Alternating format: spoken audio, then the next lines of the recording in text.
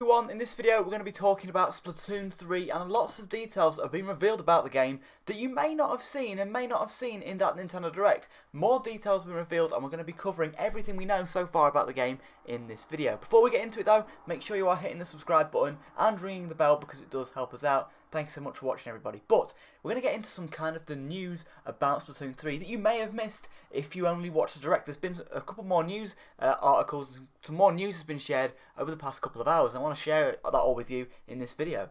Last night after the presentation, Nintendo took to Twitter and talked about Splatoon 3 a little bit more. They said, "Attention, worldwide squid researchers. Splatoon 3 was announced via online transmission. It doesn't launch for some time, but we've learned some fascinating new ecological details about new Inkling and Octling habitats being discovered, and it seems quite different than Inkopolis."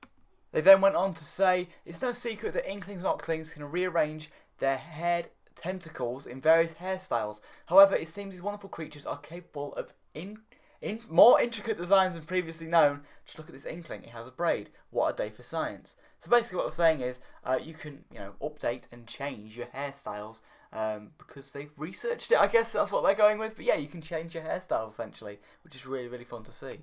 They then also went on to say, in the new video transmission, an Inkling is accompanied by a juvenile salmonoid named a small fry. Our studies have long shown the salmonoids to be a dangerous species. However, this is seemingly symbolic relationship is involved in a thrilling mystery. More research is required. So basically what they're saying is the little salmonoid, the little small fry thing, is not evil. That's essentially what they're going with here. So more research is, going to be on there. Does that mean Salmon Run isn't going to be in Splatoon 3?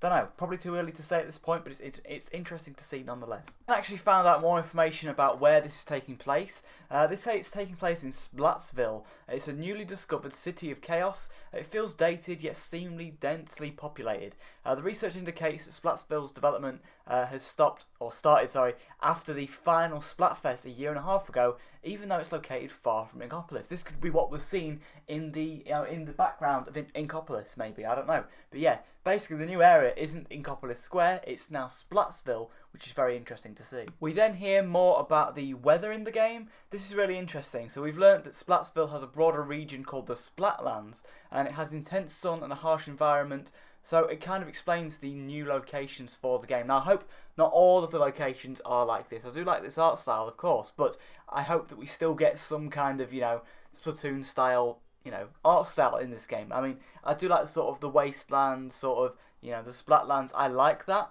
but I hope the whole game isn't that, you know what I mean? But yeah, interesting to see this nonetheless. Nintendo then went on to talk about Turf War. Basically, it just says it's 4v4 Turf War matches that was seen in the trailer, pretty much. It does say it's taking their battles as the surrounding wilds of nature, which makes it seem like the maps are bigger. They did seem bigger within the actual video that we saw, the short trailer. So yeah, what I take from this is they're saying that the maps are bigger and also that it's going to be 4v4 for the Turf War. No news on the ranked mode yet though, but that'll be interesting to see if we get any of that nearer down the line. And also what was interesting is the Inklings and Octolings are now sort of spawning in on these drones, which kind of makes sense that they have to spawn in now. It's no longer in a city. Makes sense. Yeah, they basically just spawn in on these little drone boxes, which is interesting to hear as well. We also hear about a new gameplay mechanic. This is a squid roll, which allows the squids to leap out and swirl around in the ink. I don't know, this seems kind of different to what they've had before. They're not describing this the best here, I'll admit. Apparently you can do a squid surge, whatever that means. Hopefully we actually see more of this further down the line. But interesting to see we are getting some gameplay improvements as well in this sequel. Also hear about the new bow mechanic. That is basically a new weapon that's been discovered. It is a bow. Now I think this pretty much confirms it's going to be in the single player mode, if there is one.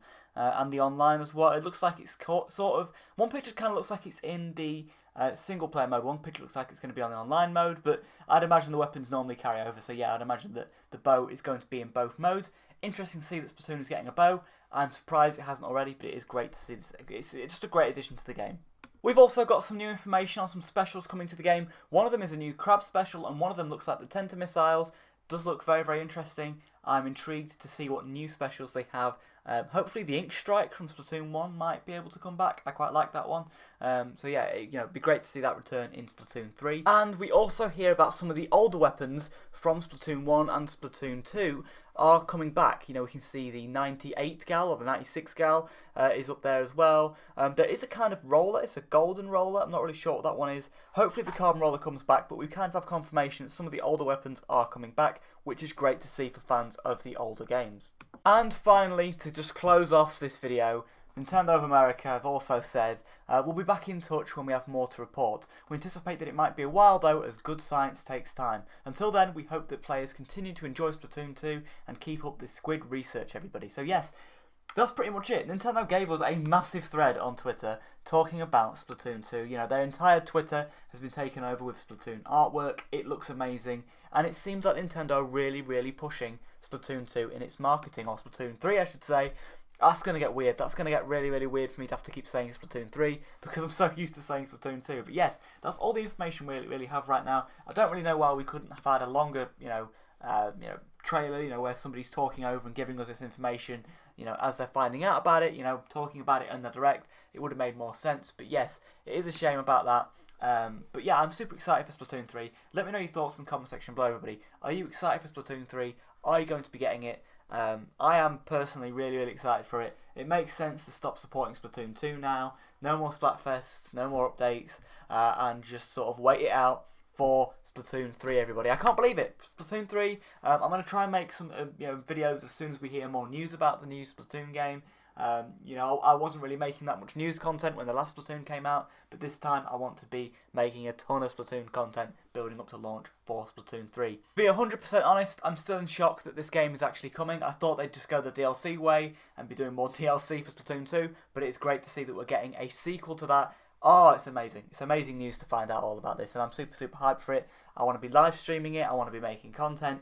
I love Splatoon. Splatoon's one of my favourite Nintendo franchises, and I'm just so glad we're getting another one on the Switch. That is insane. I feel like that's the first, IP, apart from Breath of the Wild 2, that, is getting 2 games on the Switch. That is great to see. I mean, maybe this could come out before Breath of the Wild 2, or Breath of the Wild 2 could still be this year, but it's, it is a shame we have to wait till 2021 for this, but, if the game needs that time, it needs that time. And from what they're saying in that last tweet, it is going to be a while, I think, until we hear some more news about Splatoon 3, but I'm just glad it's coming. I'm super, super hyped for it. You need to let me know your thoughts in the comment section below, everybody. Let me know your thoughts. Are you excited for Splatoon 3?